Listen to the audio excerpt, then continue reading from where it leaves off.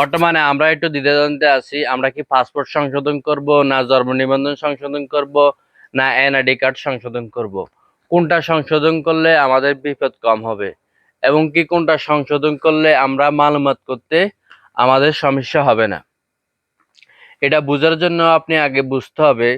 আপনি যদি এনআইডি সংশোধন করেন, যাদের এনআইডিতে ছেলে সন্তানকে স্কুলে ভর্তি করাইছেন এই এনআইডি অনুযায়ী, যাদের এই এনআইডি অনুযায়ী জায়গা জমি আছে, ব্যাংক অ্যাকাউন্ট আছে, তারা এই এনআইডি পরিবর্তন করবেন না। পরিবর্তন করলে আপনার জায়গা জমি হারাবেন, ব্যাংকের টাকা হারাবেন। ছেলে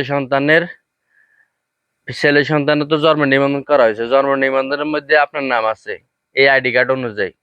ওই ছেলে সন্তানের জন্ম নিবন্ধন পরিবর্তন করতে হবে।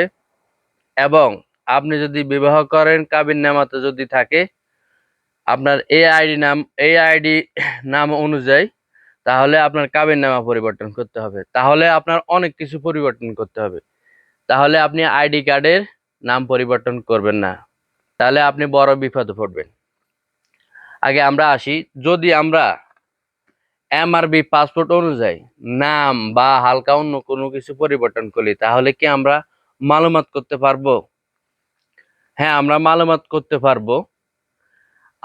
আমরা যদি মালুমাত যখন করি তখন আমাদের কি হয়, এই সৌদি সরকারের এখানে আগের যে পাসপোর্ট আছে না, পাসপোর্টের যে কোড আছে ওই কোড ওইখানে মালুমাত করে।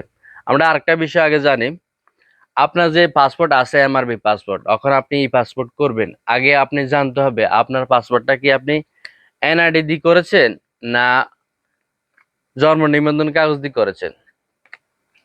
আমি স্ক্রিনে একটা ছবি দিচ্ছি, দেখেন একটা লাল দাগ আছে, যদি 17 ডিজিট থাকে এখানে, তাহলে আপনি বুঝবেন আপনার এটা এনআইডি দিয়ে করা হয়নি। আপনি বুঝবেন এটা জন্ম নিবন্ধন দিয়ে করা হয়েছে।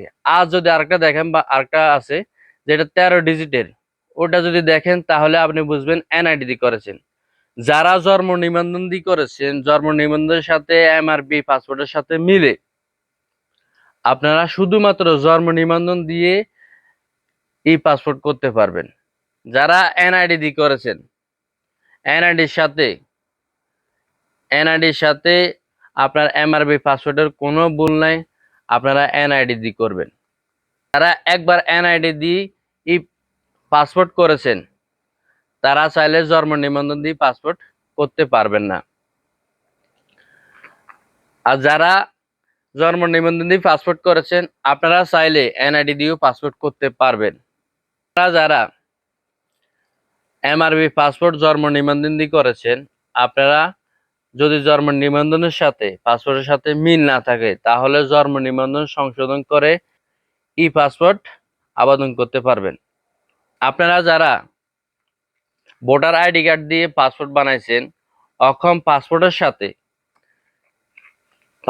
সাথে এনআইডির সাথে মিল নাই, একটা অক্ষর দুইটা অক্ষর, ছোটখাটো বিষয়, যেমন কেউ মোহাম্মদ লাগাইছেন, কে এখন এমডি লাগাতে চান। আপনার আগের এমআরবি পাসপোর্টে আছে মোহাম্মদ, আপনার এনআইডিতে আছে এমডি, আপনি চান এটা চেঞ্জ করতে, এটা পারবেন, এটা কোনো সমস্যা হবে না।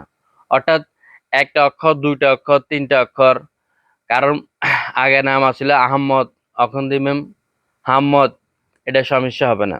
আপনি পাসপোর্টটি যখন মালুমাত করবেন, তখন সৌদি আরবের সরকারের যে যোগাযোগে যে বিষয়টা দেখে, আপনার আগের পাসপোর্টের নম্বরের সাথে নতুন পাসপোর্টের নম্বরের মিল আছে নি, একটা বিষয় তারা দেখে। আর দ্বিতীয় বিষয় তারা দেখে কি, আপনার পাসপোর্টের এখন মেয়াদ আছে কিনা। অনেকে মনে করে যদি আমি এখন নাম পরিবর্তন করি অথবা আমার পিতা মাতার নামে সমস্যা আছে, ওগুলো আমি এখন পরিবর্তন করি, তাহলে হয়তো আমার আকামাতে ওগুলা চেঞ্জ হয়ে আসবে। আসলে ওগুলা চেঞ্জ হয়ে আসবে না। আপনার আপনি আপনার এনআইডি কার্ড অনুযায়ী, যারা এনআইডি কার্ড দিয়ে আগে পাসওয়ার্ড বানাইছেন, এনআইডি কার্ড অনুযায়ী পাসওয়ার্ড বানাবেন। যদি আপনার এনআইডি কার্ডে কোনো সমস্যা থাকে, এনআইডি কার্ডে আপনার যদি কোনো সমস্যা থাকে, আপনার এনআইডি কার্ড অনুযায়ী যদি কোনো সম্পদ না থাকে, বাবা মার নাম ভুল আছে আপনার নাম ভুল আছে, তাহলে আপনারা এনআইডি কার্ড সংশোধন করবেন। আর যদি আপনাদের এনআইডি কার্ড অনুযায়ী আপনাদের কোনো সম্পদ থাকে না, তাহলে আপনারা এনআইডি কার্ড সংশোধন করবেন যদি এনআইডি কার্ডে ভুল হয়। আর যাদের সম্পদ আছে, এনআইডি কার্ডে কোনো ভুল নাই, এনআইডি কার্ড পরিবর্তন করলে আপনার সম্পদের কোনো ক্ষতি হবে না, তাহলে আপনারা পরিবর্তন করবেন, না হয়তো পরিবর্তন করবেন না। অনেকে নাম পরিবর্তন করেছে হালকা, বাবার নাম পরিবর্তন করেছে, জন্ম তারিখ পরিবর্তন করেছে, তাদের মালুমাত হয়েছে, সমস্যা হয়নি এখনো, কিন্তু আবার ভবিষ্যতে সমস্যা হবে কিনা জানি না। ভিডিওটি অন্যকে দেখার জন্য বেশি বেশি করে শেয়ার করে দিবেন। আপনার সমস্যা কমেন্টে জানাবেন। ফলো সাবস্ক্রাইব করতে ভুলবেন না। আসসালামু আলাইকুম ওয়া রাহমাতুল্লাহি ওয়া বারাকাতুহু। আপনাদের সাথে আমি এতক্ষণ ছিলাম মোহাম্মদ রাসেল।